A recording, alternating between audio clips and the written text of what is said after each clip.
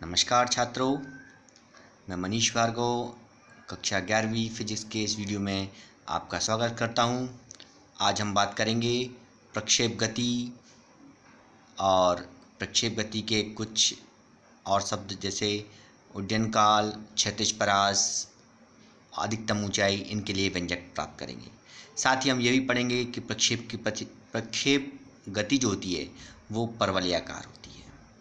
तो सबसे पहले हम प्रक्षेप गति को ही परिभाषित कर लेते हैं कि जब हम किसी भी वस्तु को ऊर्ध्वाधर से भिन्न अर्थात सीधा ऊपर ना फेंक के, सीधा लंबवत ना ऊपर ना फेंक के, हम क्षैतिज के साथ कोई कोण बनाते हुए किसी दिशा में फेंकते हैं, तो जो वस्तु है वो गुरुत्व के अधीन गति करेगी और गति करते हुए जमीन के किसी अन्य बिंदु पर आकर गिरती है। तो वस्तु की इस प्रकार की गति को हम प्रक्षेप गति कहते हैं। जब किसी वस्तु को हम ऊर्ध्वाधर के अतिरिक्त किसी अन्य दिशा में किसी प्रारंभिक वेग से फेंका जाता है तो वस्तु गुरुत्व के अधीन ऊर्ध्वाधर तल में गति करते हुए जमीन के किसी अन्य बिंदु पर गिरती है, तो वस्तु की इस प्रकार की गति को हम प्रक्षेप गति कहते हैं, जिसे प्रोजेक्टाइल मोशन कहते हैं। जो वस्तु हम फेंकते हैं उस वस्तु को हम प्रक्षेप प्रोजेक्टाइल कहते हैं और वस्तु जिस मार्ग पर गति करती है उसे हम कहते हैं प्रक्षेप का पथ, ट्रैजेक्टरी। और ये जो प्रक्षेप गति होती है, पथ होता है, ये परवलयाकार होता है। उदाहरण देखें, जैसे सबसे अच्छा उदाहरण है कि हम फुटबॉल में जब किक मारते हैं तो फुटबॉल ऊपर की ओर जाती है और फिर लौटकर पृथ्वी के किसी अन्य बिंदु पर गिरती है। इसी पर जब हम बंदूक से गोली चलाएंगे तो गोली चलाने पर जो गोली है एक निश्चित दिशा में जाएगी और उसके पश्चात नीचे की ओर किसी जमीन पर किसी अन्य बिंदु पर गिर जाएगी। तो ये प्रक्षेप गति के उदाहरण हैं। हम जानते हैं कि गतियाँ तीन प्रकार की होती हैं, एक विमीय, द्विविमीय, त्रिविमीय। तो यहाँ एक प्रक्षेप गति द्विविमीय गति होती है क्योंकि इसमें क्षैतिज गति भी होती है और ऊर्ध्वाधर गति भी होती है। इसलिए जब हम प्रक्षेप गति का अध्ययन करते हैं तो करने के लिए हम इसे दो लंबवत गतियों का योग मान सकते हैं, संयोजन मान सकते हैं। तो इसके लिए हम दो गतियाँ मिलेंगी हमें, एक क्षैतिज गति, एक ऊर्ध्वाधर गति। ये दोनों गतियाँ एक दूसरे से स्वतंत्र होती हैं पूर्णतः। और प्रक्षेप जो गति है, जब हम क्षैतिज दिशा में गति करेंगे या वस्तु क्षैतिज दिशा में गति करेगी तो उस समय प्रक्षेप का त्वरण 0 होगा। और जब ऊर्ध्वाधर दिशा में गति करेगी, ऊपर की ओर या नीचे की ओर वस्तु जाएगी, तो इस स्थिति में वस्तु पर गुरुत्व बल काम करेगा और उसका त्वरण एक समान होता है। तो हम ये कह सकते हैं कि ऊर्ध्वाधर गति हो या क्षैतिज गति, दोनों गति एक समान होती है। इसको लेकिन याद रखना है कि जब हम क्षैतिज गति की बात करेंगे तो वहाँ पर त्वरण 0 लेंगे और जब हम ऊर्ध्वाधर गति की बात करेंगे तो वहाँ पर त्वरण स्मॉल g लेंगे। तो जब प्रक्षेप गति होती है तो हम कौन कौन सी अवधारणाएं मान के चलते हैं। सबसे पहला है वायु का प्रतिरोध 0 होना चाहिए, नगण्य होता है, मतलब वायु का कोई प्रतिरोध नहीं होगा। दूसरा, जब प्रक्षेप पथ में कोई बिंदु लेंगे तो उस बिंदु पर गुरुत्वीय त्वरण परिमाण और दिशा में नियत रहेगा, मतलब प्रक्षेप पथ का जो प्रत्येक बिंदु है वहाँ पर गुरुत्वीय त्वरण का परिमाण जो है और दिशा निश्चित रहेगी। और अब हम देखते हैं क्षैतिज प्रक्षेप, हॉरिजॉन्टल प्रोजेक्टाइल। आपका जो क्वेश्चन होता है वो इस प्रकार होता है कि प्रक्षेप गति किसे कहते हैं, सिद्ध कीजिए कि प्रक्षेप का पथ परवलयाकार होता है। तो प्रक्षेप का पथ परवलयाकार होता है तो इसके लिए दो स्थितियां बनती हैं। जब हम प्रक्षेप को या किसी वस्तु को किसी ऊंचाई से फेंकें, तो जब ऊंचाई से फेंकेंगे तो पहले क्षैतिज दिशा में जाएगी और फिर नीचे की ओर जाके ऊर्ध्वाधर दिशा हो जाएगी। दूसरा स्थिति बनती है जब हम प्रक्षेप को पृथ्वी पर तल से फेंकें तो वस्तु ऊपर की ओर जाएगी और उसके पश्चात एक निश्चित समय पर वस्तु का वेग 0 होगा और फिर वस्तु दूसरे स्थान पर गिर जाएगी। तो दो स्थितियां बनती हैं। तो पहले हम क्षैतिज प्रक्षेप की बात करेंगे, हॉरिजॉन्टल प्रोजेक्टाइल की बात करेंगे, अर्थात जब वस्तु को हम किसी ऊंचाई से फेंकते हैं। चलिए हम बात करें, देखते हैं। मान लीजिए कोई वस्तु है, कोई प्रक्षेप है, इसे पृथ्वी तल से h ऊंचाई पर स्थित कोई बिंदु है O, वहाँ से क्षैतिज दिशा में u वेग से फेंका जाता है। आइए इसका पहले हम चित्र देख लें पहले, उसके बाद आगे बढ़ेंगे हम। ये आप देख रहे हैं पृथ्वी तल से h ऊंचाई पर बिंदु O है, जहाँ से हमने वस्तु को प्रारंभिक वेग u से फेंका है x दिशा में। तो पहले वस्तु की क्षैतिज दिशा में गई x दूरी तक, और फिर उसके पश्चात और साथ ही y डायरेक्शन में नीचे की ओर आई, तो ऊर्ध्वाधर गति y हो जाएगी। क्षैतिज विस्थापन x होगा और ऊर्ध्वाधर विस्थापन y होगा। तो हम देख लें कि समय t पर प्रक्षेप द्वारा क्षैतिज दिशा में तय की गई दूरी x है और ऊर्ध्वाधर दिशा में तय की गई दूरी y है। चूँकि हम प्रक्षेप की गति को क्षैतिज और ऊर्ध्वाधर गतियों में विभाजित कर सकते हैं, तो पहले हम क्षैतिज गति की बात करें कि क्षैतिज गति में क्या होगा। हमें पता है कि क्षैतिज गति में प्रारंभिक वेग ux बराबर u। यहाँ पर x क्यों लिया हुआ है, क्योंकि क्षैतिज गति जब x दिशा में होगी तो हम x लेंगे। त्वरण के लिए ax लेंगे, क्योंकि x दिशा में त्वरण ज्ञात कर रहे हैं, तो हम जानते हैं क्षैतिज दिशा में त्वरण 0 होता है, तो x = 0। तो हमारे पास जो फॉर्मूला है गति के द्वितीय समीकरण से, विस्थापन s बराबर होता है ut + ½ at²। तो चूंकि ये क्षैतिज दिशा में है, तो यहाँ u के साथ x ले लेंगे और a के साथ x लेंगे, और क्षैतिज दिशा में विस्थापन x है, तो x = ut + ½ uxt + ½ axt²। यहाँ ax की वैल्यू 0 है, तो x = ut हो जाएगा, और सेकेंड टर्म जो दूसरा पद है हाफ के साथ वो 0 हो जाएगा। हमें मिल जाएगा x = ut या t = x/u। ये इक्वेशन नंबर 1। अब हम वर्टिकल मोशन लेते हैं, ऊर्ध्वाधर गति की बात करते हैं। जब वर्टिकल मोशन होगा तो वहाँ पर वस्तु प्रारंभ में उसका वेग 0 होगा, तो uy = 0। जो ऊर्ध्वाधर गति y डायरेक्शन में होगी तो uy = 0 लेंगे, तथा ay = g। जो मैंने बात की थी कि ऊर्ध्वाधर गति होगी जब वस्तु ऊपर से नीचे आ रही होगी, तो वहाँ पे ay बराबर g लेना पड़ेगा, और नीचे से ऊपर जा रही होती तो ay बराबर -g लेते। तो चूंकि यहाँ वस्तु ऊपर से नीचे आ रही है तो ay = g लेंगे।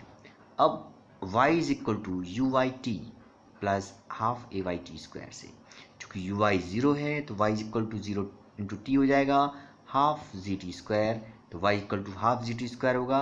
समीकरण 1 से जो t का मान निकाला था वो इसमें रखेंगे, तो y = ½ gx/u², या इससे y = g/2u² x²। चूँकि g नियतांक है, u भी नियतांक है, तो हम इसको k एक नियतांक k मान लें, तो y = kx² हो जाएगा। ये एक परवलय का समीकरण है, y = kx² परवलय का जो रूप होता है उस रूप का समीकरण है। चूँकि परवलय का एक फॉर्मूला होता है y = 4ax², जहाँ 4a नियतांक होता है, तो y = 4ax², तो यहाँ y = kx² आया है, तो ये परवलय का समीकरण प्रदर्शित कर रहा है। तो हम कह सकते हैं कि जब हम किसी वस्तु को किसी ऊंचाई से क्षैतिज से फेंकते हैं तो प्रक्षेप का पथ सदैव परवलयाकार होता है। अब हम दूसरी स्थिति भी देख लेते हैं। दूसरी स्थिति से क्या तात्पर्य है, जब वस्तु को हम पृथ्वी तल से फेंकें और क्षैतिज के साथ कोई कोण थीटा बनाते हुए, और यहाँ ध्यान रखें कि हम बिल्कुल परपेंडिकुलर ऊपर की ओर नहीं फेंकेंगे, क्षैतिज के साथ थीटा कोण बनाते हुए किसी एंगल से हम फेंकेंगे। इसे हम कहते हैं ऑब्लिक प्रोजेक्टाइल, त्रियक प्रक्षेप। तो पहले आप चित्र देखें, यहाँ पर x अक्ष जो लिया है वो पृथ्वी तल पर लिया हुआ है, बिंदु O है और U से वस्तु को फेंका गया है। तो जब प्रारंभिक वेग u से वस्तु ऊपर जाएगी और बिंदु P और A पर होते हुए लास्ट में O' पर आके वस्तु गिरेगी। यहाँ पर हम प्रारंभिक जो u है वो क्षैतिज के साथ थीटा कोण बना रहा है, तो हम u को उसके घटकों में वियोजित कर सकते हैं। u cos थीटा क्षैतिज दिशा में और u sin theta y direction में, ऊर्ध्वाधर ऊपर की ओर। यहाँ पर एक निश्चित समय पश्चात t समय पश्चात वस्तु बिंदु P पर पहुंची है, तो P पर उसका क्षैतिज दिशा में विस्थापन x लेंगे और ऊर्ध्वाधर दिशा में विस्थापन y ले लेंगे। चलिए अब आगे बढ़ते हैं कि माना प्रक्षेप को जमीन पर स्थित बिंदु O से क्षैतिज के साथ थीटा कोण बनाते हुए ऊपर की ओर फेंका जाता है, तब तथा प्रक्षेप का कोण थीटा है। बिंदु O को मूल बिंदु मानते हुए हम क्षैतिज दिशा में x अक्ष तथा ऊर्ध्वाधर दिशा में y अक्ष बनाते हैं, खींचते हैं। वेग u को दो घटकों में विभाजित किया जा सकता है। ux बराबर u cos theta horizontal direction में क्षैतिज दिशा में, और uy बराबर u sin theta vertical direction ऊर्ध्वाधर दिशा के लिए। अब हमें देखना है कि प्रक्षेप का पथ का जो समीकरण है वो क्या है, क्या वो परवलय का रूप का है। तो इसके लिए हम मान लेते हैं कि वस्तु t समय पश्चात बिंदु P पर पहुंची है और इस स्थिति में क्षैतिज विस्थापन x है, ऊर्ध्वाधर विस्थापन y है। चूंकि हम जानते हैं कि प्रक्षेप की गति को हम दो गतियों का संयोग मानते हैं, एक क्षैतिज गति x अक्षीय अनुदिश और दूसरा ऊर्ध्वाधर गति y अक्षीय अनुदिश। तो जब हम क्षैतिज गति लेंगे तो हम जानते हैं क्षैतिज गति में प्रारंभिक वेग ux का क्षैतिज घटक लेंगे, तो ux बराबर u cos थीटा, और क्षैतिज गति में त्वरण शून्य होगा तो x बराबर 0। तो हम देखेंगे x बराबर uxt हाफ axt स्क्वायर, हम ux की वैल्यू रखेंगे और ax की वैल्यू रखेंगे, तो हमें मिल जाएगा x equal to u cos theta into T, या t की वैल्यू निकालेंगे तो x upon u cos theta.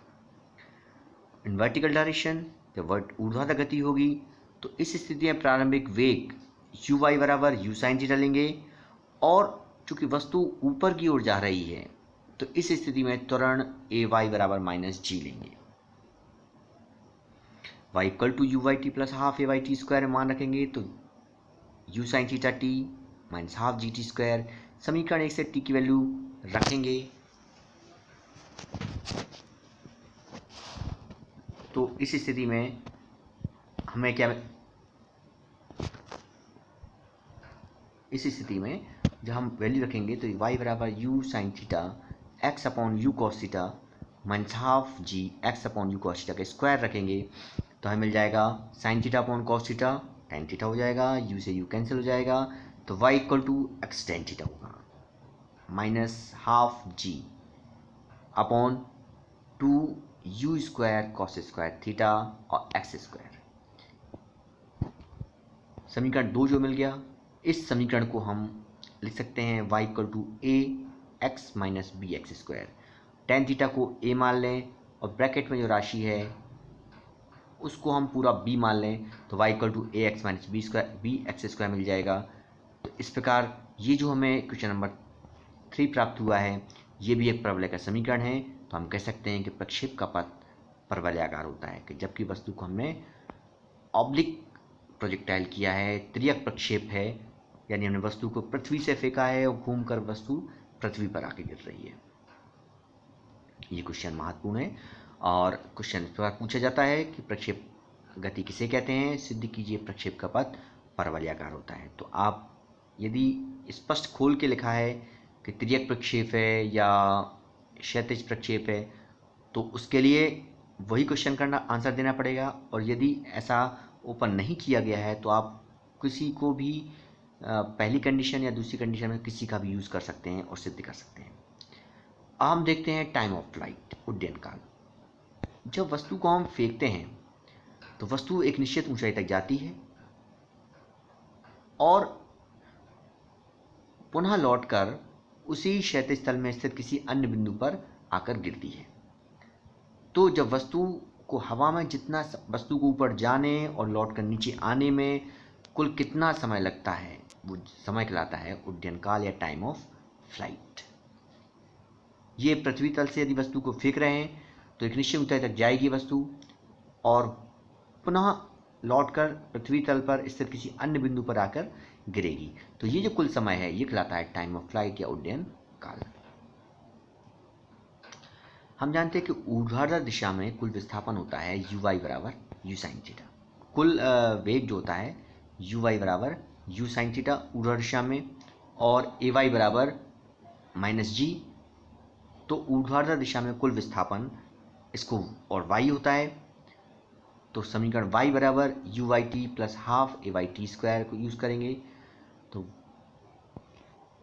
जब वस्तु ऊर्ध्वाधर दिशा में जाएगी तो वहाँ पर कुल ऊर्ध्वाधर दिशा में जाएगी और लौटकर उसी बिंदु पर यदि वापस आ रही है तो कुल विस्थापन शून्य हो जाएगा। तो यहाँ पर y equal to 0 U sine theta T minus half G T square, इसको हम सॉल्व करेंगे, ए वाई के स्थान पे माइनस जी ले लेंगे तो हमें मिल जाएगा capital T equal to 2u sine theta upon g. यहाँ पे t जो है टाइम ऑफ फ्लाइट है तो हमें t इक्वल टू हो जाएगा 2u sine theta upon g. ये उड्डयन काल का व्यंजक हो जाएगा। अब हम देखते हैं हॉरिजॉन्टल रेंज या क्षैतिज परास। जब हम प्रक्षेप को या वस्तु को फेंकते हैं तो प्रक्षेप गति में उड्डयन काल में मतलब कैपिटल टी समय में जो अधिकतम क्षैतिज दूरी तय की जाती है उसे हम कहते हैं क्षैतिज परास। इसे हम आर से प्रदर्शित करते हैं।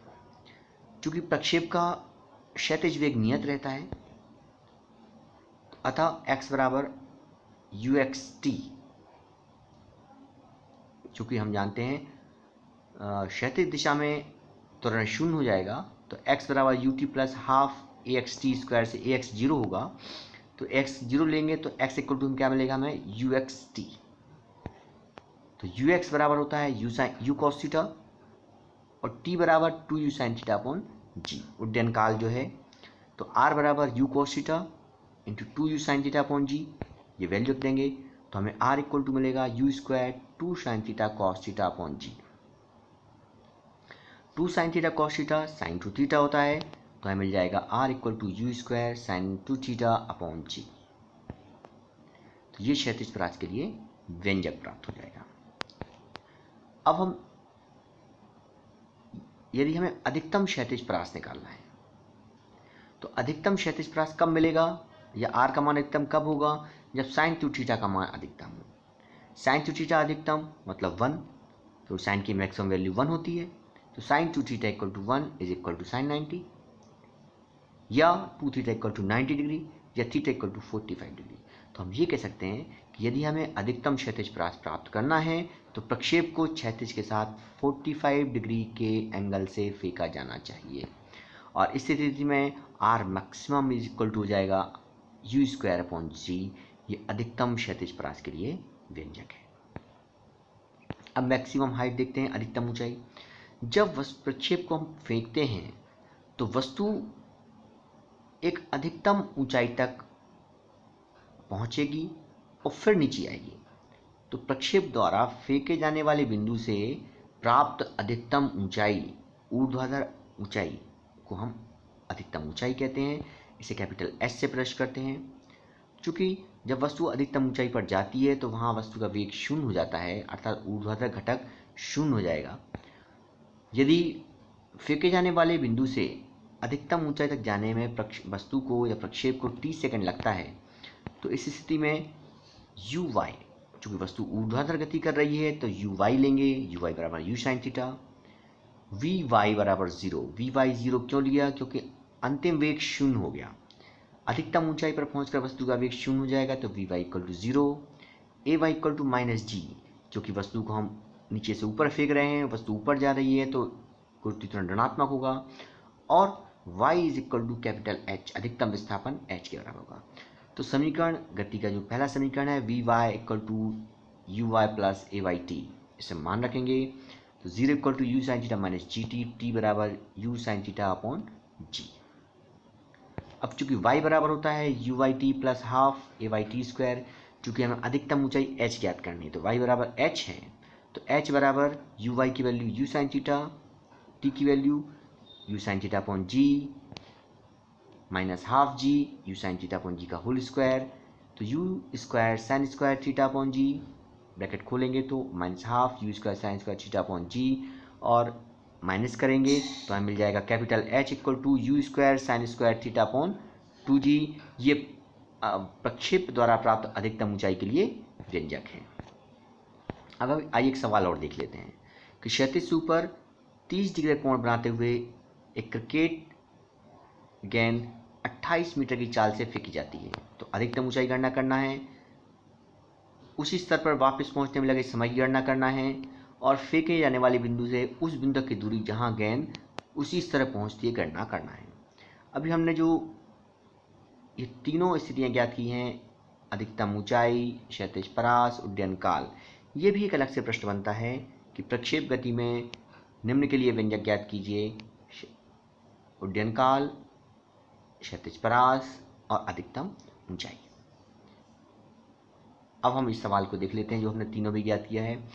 यहाँ देख रहे हैं थीटा इक्वल टू 30 डिग्री है और 28 मीटर पर सेकेंड से फेंक रहे हैं, वो प्रारंभिक वेग u है, तो u इक्वल 28 मीटर पर सेकेंड हो गया। अब जो फॉर्मूलाज हमने प्राप्त किए थे उनका सीधा उपयोग करेंगे हम। अधिकतम ऊंचाई h बराबर u square sine square theta upon 2g, h बराबर u square sine square theta upon 2g। तो 28 साइन 30 का होल स्क्वायर अपॉन 2 इंटू 9.8, जी की वैल्यू 9.8 होती है, साइन 30 की वैल्यू 1/2 होती है, 28 इंटू 1/2 तो 14 बचेगा ऊपर। इसको सॉल्व करेंगे हम, सॉल्व करने पर हमें मिलेगा 196 अपॉन 19.6 या 10 मीटर। अब हम टाइम ऑफ फ्लाइट निकालें, उड्डयन काल। तो टी बराबर 2u साइन थीटा अपॉन जी, 2u sine theta upon g, तो 228 साइन 30 अपॉन 9.8, तो इसको सॉल्व करेंगे तो मिलेगा 2.9 सेकेंड। लास्ट क्षैतिज परास है r, u square sine 2 theta upon g, r में u square sine 2 theta upon g. ये तीनों फॉर्मूला आपको याद होना चाहिए, तभी आप इनका उपयोग कर पाएंगे। तो u square sine 2 theta upon g उपयोग करेंगे तो 28 स्क्वायर साइन 2 इंटू 30 अपॉन 9.8, इसको हम साइन 60 हो गया, साइन 60 की वैल्यू √3 अपॉन 2, √3 की वैल्यू 1.732, तो 2 से 28 को कैंसिल करेंगे तो 14 इंटू 28 1.9.8, तो 69.2828 मीटर, और it is equal to 69 metre. तो इस प्रकार आज हमने प्रक्षेप गति किसे कहते हैं और प्रक्षेप गति का पथ पर वलयाकार होता है उसके लिए दोनों स्थितियाँ देखी, साथ ही उड्डयन काल, अधिकतम ऊंचाई और क्षैतिज परास के लिए व्यंजक के साथ साथ सवाल भी देखा। आशा है आपको ये वीडियो अवश्य पसंद आएगा। अगली वीडियो में हम अगले टॉपिक के साथ फिर मिलेंगे, तब तक के लिए नमस्कार।